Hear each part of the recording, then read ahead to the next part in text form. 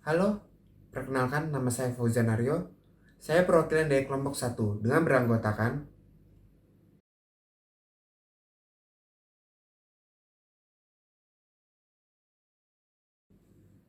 di sini kami akan mempresentasikan laporan kami mengenai perkuliahan jarak jauh atau kuliah online akibat social distancing pada Teknik Sipil Universitas Pertamina.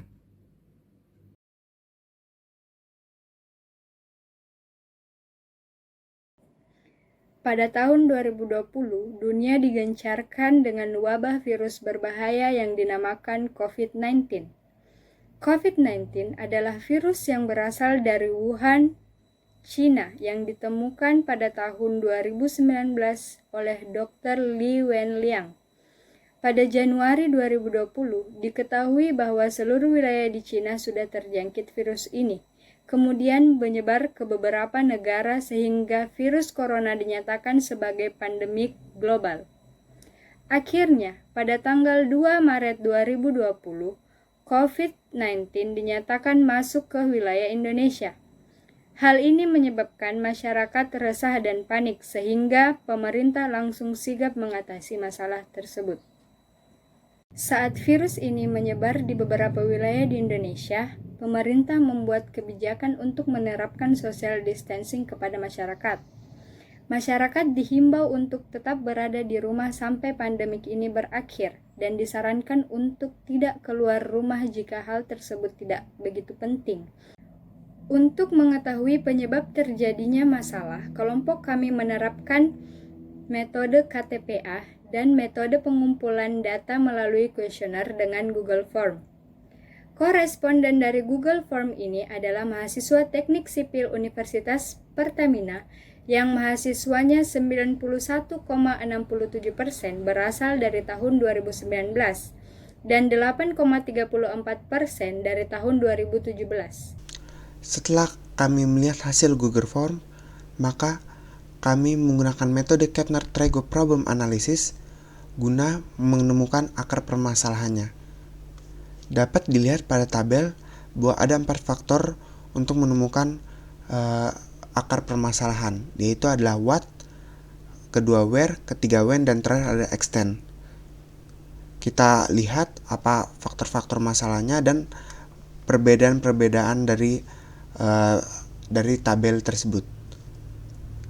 Setelah itu, kita dapat menyimpulkan akar permasalahannya, yaitu adalah sistem perkuliahan yang dilakukan dengan sistem jarak jauh atau sistem online akibat social distancing itu kurang efektif.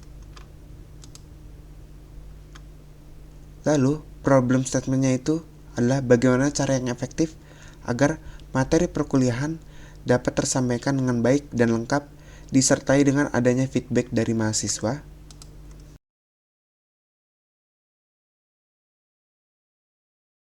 Selanjutnya, setelah permasalahan diketahui, ialah mengumpulkan ide-ide. Metode yang kami gunakan yaitu Scamper dan Morphological Matrix. Scamper as substitute. Di sini kami akan mengganti sistem perkuliahan menjadi 2 arah. Yang kami harapkan yaitu adanya interaksi timbal balik antara dosen dan mahasiswa yang terjadi secara langsung.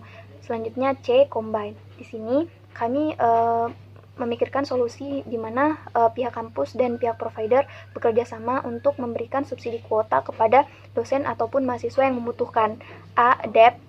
Sistem video conference seharusnya dilaksanakan selama perkuliahan jarak jauh. M. Modify, magnify, dan magnify. Yang perlu dimodifikasi yaitu sistem perkuliahannya. Sistem yang kami pikirkan yaitu sistem diskusi face to face. Selanjutnya, yang perlu diperbanyak yaitu referensi bacaan dan video yang biasanya diberikan oleh dosen dalam bentuk link ataupun modul yang diberikan sebelum perkuliahan akan dimulai. Selanjutnya, put to other use. Biasanya dosen akan mengupload videonya ke YouTube yang dapat dinonton oleh mahasiswa dari kampus lain yang mungkin mempelajari hal yang sama. Selanjutnya, ada eliminate. Menurut kami yang perlu dieliminasi yaitu tugas dalam bentuk kelompok. Karena menurut kami hal tersebut sangat tidak efektif dilaksanakan selama perkuliahan jarak jauh. Selanjutnya ada rearrange. Yang perlu ditata ulang yaitu sistem absensinya, karena selama ini menurut kami sistem absensinya sangat longgar sehingga tidak efektif. Morphological matrix. Di sini kami memiliki 4 parameter. Yang pertama kegiatan, metode, media, dan waktu. Keempat parameter ini akan kami kaitkan dan kombinasikan. Nah, dari 2 metode tadi, kami memilih 4 alternatif solusi. Yang pertama yaitu mengubah sistem menjadi 2 arah sehingga adanya interaksi timbal balik antara dosen dan mahasiswa. Yang kedua yaitu sistem video conference dilaksanakan selama perkuliahan jarak jauh. Yang ketiga, memperbanyak referensi bacaan dan video yang berkaitan dengan materi perkuliahan. Yang keempat yaitu menata ulang sistem absensi menjadi lebih ketat.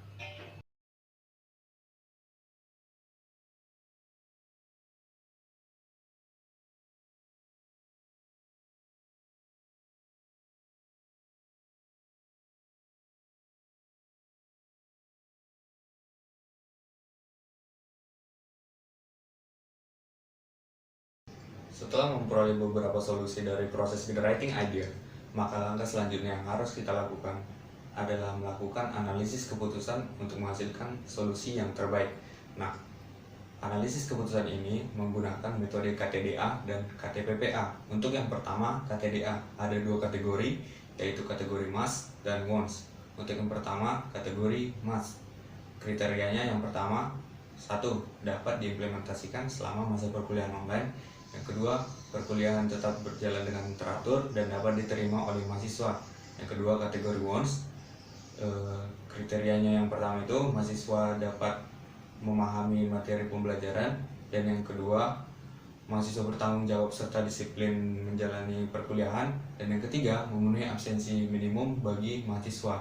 Setelah melakukan analisis dengan metode KTDA, maka diperoleh untuk solusi yang pertama mengganti sistem menjadi 2 arah, memperoleh poin sebesar 154. Yang kedua itu solusinya menggunakan video conference untuk perkuliahan jarak jauh, memperoleh poin 176. Untuk yang ketiga solusi memperbanyak bacaan dan video yang berhubungan dengan perkuliahan, memperoleh poin 168. Dan yang terakhir, menata sistem absensi, memperoleh poin 183. Nah, selanjutnya langkah yang harus kita lakukan adalah melakukan analisis resiko atau konsekuensi. Nah, untuk yang pertama itu solusinya mengganti sistem perkuliahan menjadi 2 arah. Konsekuensi yang muncul adalah yang pertama, kelas menjadi sangat ribut, dan kedua, mengganggu kenyamanan mahasiswa dan dosen. Nah, total trip dari solusi ini sebesar 128. Dan solusi yang kedua, menggunakan video conference untuk perkuliahan jarak jauh. Ada beberapa konsekuensi yang muncul. Yang pertama, mahasiswa tidak memiliki paket data. Yang kedua, mahasiswa memiliki koneksi internet yang buruk. Dan yang ketiga, mahasiswa bermalas-malasan saat perkuliahan online. Nah, total trip dari solusi ini sebesar 168. Dan yang ketiga itu solusinya memperbanyak bacaan dan video yang berhubungan dengan perkuliahan. Konsekuensi yang muncul dari solusi ini, yang pertama, mahasiswa bermalas-malasan. Yang kedua itu mahasiswa tidak memiliki paket untuk mengakses. Nah, total trip dari solusi ini sebesar 120. Dan yang terakhir itu solusinya menata ulang sistem absensi. Konsekuensi yang mungkin muncul, yang pertama, mahasiswa tidak fokus selama masa perkuliahan. Yang kedua, mahasiswa tidak memiliki paket internet. Yang ketiga, mahasiswa memiliki koneksi internet yang buruk. Nah, dari analisis KTDA dan analisis resiko yang telah kita lakukan, dapat kita simpulkan solusi yang terbaik adalah solusi nomor 4, yaitu menata ulang sistem absensi.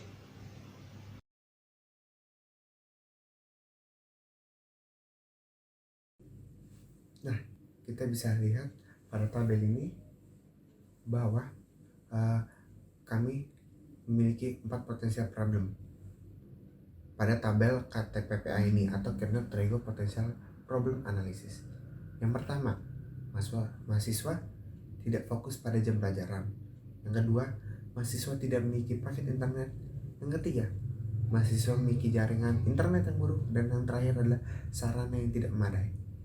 Kita lihat pada 4 potensial problem ini bahwa sudah disediakan possible cause, preventive action, contingent action. Dan bisa ditarik kesimpulan bahwa menata ulang sistem absensi ada solusi yang tepat karena kami bisa memiliki upaya-upaya preventif dan upaya-upaya yang dilakukan ketika sudah terjadi masalah tersebut pada tiap-tiap risiko.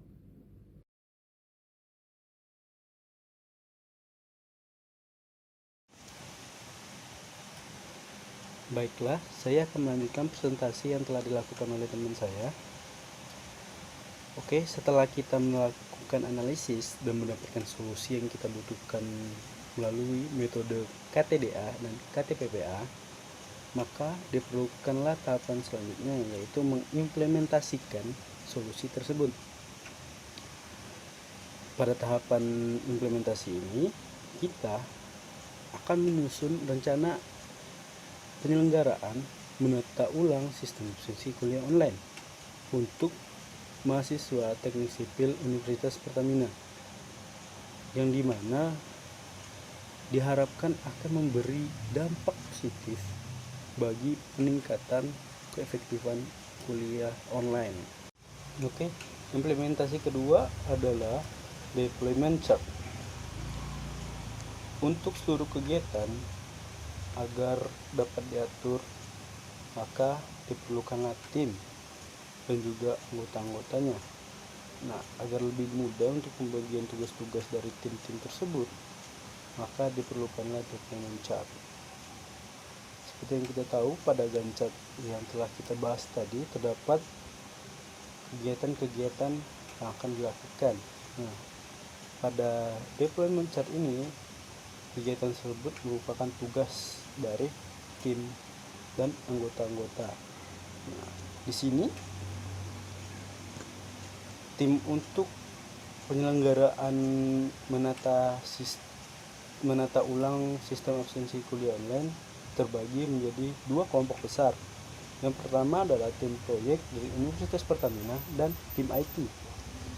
Namun tim proyek dari Universitas Pertamina dibagi lagi menjadi dua, yaitu divisi akademik dan panitia universitas. Divisi akademik ini bertugas untuk pembentukan panitia serta pembentukan tim IT. Ya, berarti di sini di tim akademik lah yang menentukan bahwa siapa saja sih yang orang-orang bagaimana aja yang diperlukan dalam panitia serta tim IT ini. Oke, lanjut untuk panitia universitas. Ya, dia memiliki tugas untuk mengkoordinasikan kegiatan kepada koordinator mata kuliah dan juga sosialisasi kepada orang tua dan mahasiswa. Selain itu, juga panitia universitas bertugas untuk melakukan pendataan kepada mahasiswa yang layak untuk menerima bantuan kuota. Dan terus panitia universitas juga bertugas untuk pembentukan proposal dan pengajuan proposal kepada Direktorat Keuangan, ya, yang dimana dana tersebut akan digunakan untuk pendukung dan untuk melancarkan kegiatan yang akan dilakukan. Dan juga tugas panitia universitas ini adalah melakukan pembagian kuota yang telah didatanya, bagian kuota pada mahasiswa yang telah didata. Oke, langsung ke tim IT. Nah, tim IT ini tugasnya sesuai dengan Gantt chart. Pembentukan tim IT yang ini kan bertujuan untuk optimalisasi e-learning, maka sudah pasti tugasnya adalah kegiatan pembuatan sistem dan simulasi percobaan.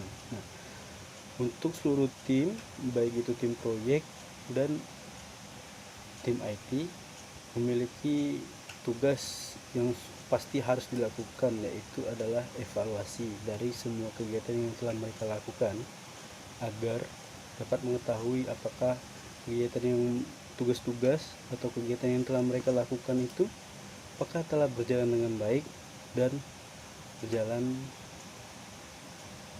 dengan baik atau masih memiliki kekurangan. Baiklah, untuk implementasi selanjutnya akan dilanjutkan dengan teman saya, yaitu Nadia.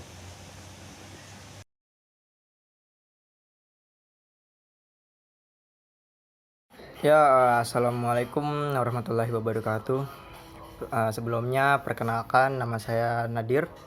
Jadi di slide kali ini saya akan menjelaskan tentang tabel budget. Jadi tabel berikut ini adalah tabel budget dari kegiatan kita. Kebutuhan-kebutuhan kita di kegiatan kita beserta harga dan rincian-rinciannya di sini. Harga paling besar jatuh pada maintenance web program karena situs ini diberi keterangan dengan jangka waktu 1 tahun dengan harga 60 juta rupiah dan biaya total senilai 77 juta 20 ribu. Kemudian di slide selanjutnya terdapat prototype flowchart. Pertama, mahasiswa login ke e-learning di hari perkuliahan sesuai jadwal. Kemudian mahasiswa mengikuti perkuliahan dengan mengaktifkan video masing-masing. Setelah itu dosen akan melakukan absensi di awal perkuliahan. Kemudian pro-clean berlangsung dan dosen melakukan absensi kembali di akhir perkuliahan. Berdasarkan permasalahan yang diangkat, yaitu sistem perkuliahan yang dilakukan secara jarak jauh atau dengan secara online akibat social distancing, ditemukan solusi yaitu mengubah sistem absensi dengan menggunakan video conference agar perkuliahan berjalan dengan efektif. Maka dari itu, kami menggunakan build and test method untuk mengetahui ketepatan solusi tersebut. Pada tabel build and test method, sistem absensi perkuliahan jarak jauh terbagi menjadi 4 bagian. Yang pertama yaitu what work, yang meliputi sistem ini membuat mahasiswa menjadi lebih aktif karena merasa seakan-akan diawasi. Yang kedua yaitu kita sudah memanfaatkan media buatan kampus dan mudah untuk diakses karena bagian dari fasilitas kampus kita sendiri. Selanjutnya yaitu lebih menjadi proaktif, baik secara mental dan pikiran, termasuk seperti belajar kemandirian dan tanggung jawab. Yang kedua yaitu what would be improved, yang meliputi koneksi yang terhubung ke handphone atau laptop, dan mengoptimalkan maintenance web programming. Bagian ketiga yaitu question, yang meliputi bagaimana jika sistem error. Bagaimana jika gambar tidak muncul? Apakah langsung dinyatakan tidak hadir atau alfa? Apakah sistem ini bisa digunakan untuk tutor sebaya? Apakah sistem ini dapat dialihkan ke aplikasi saja? Yang keempat yaitu idea, yang meliputi modul pembelajaran atau video sebaiknya diberi minimal H-1 kepada mahasiswa, agar ketika video conference mahasiswa lebih mudah memahami. Dan sebaiknya fokus dengan satu platform saja atau berpusat pada satu platform.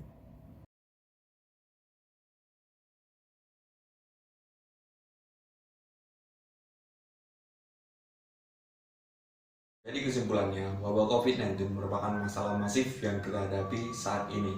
Banyak sektor yang terdampak masalah ini, terkhususnya perkuliahan. Dalam mengatasi masalah ini, Universitas Pertamina menerapkan perkuliahan jarak jauh atau yang kita kenal dengan kuliah online. Namun, ada beberapa faktor yang menyebabkan ketidakefektifan kuliah online ini.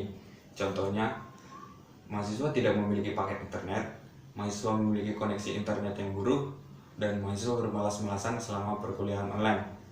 Nah, setelah menerapkan tahapan-tahapan berpikir solusi kreatif dimulai dari pendefinisian masalah, pengumpulan ide, analisis keputusan, implementasi, dan evaluasi, solusi terbaik yang kami dapatkan adalah menata ulang sistem absensi perkuliahan. Jadi, dosen melakukan absensi di awal dan di akhir perkuliahan, dan mahasiswa menyalakan video selama perkuliahan berlangsung sehingga dosen dapat mengawasi apakah materi tersampaikan dengan baik atau tidak. Namun, sebelum sampai pada solusi tersebut, ada beberapa faktor yang dibenahi terlebih dahulu. Contohnya, universitas dapat melakukan subsidi kuota kepada mahasiswa yang kurang mampu untuk membeli kuota.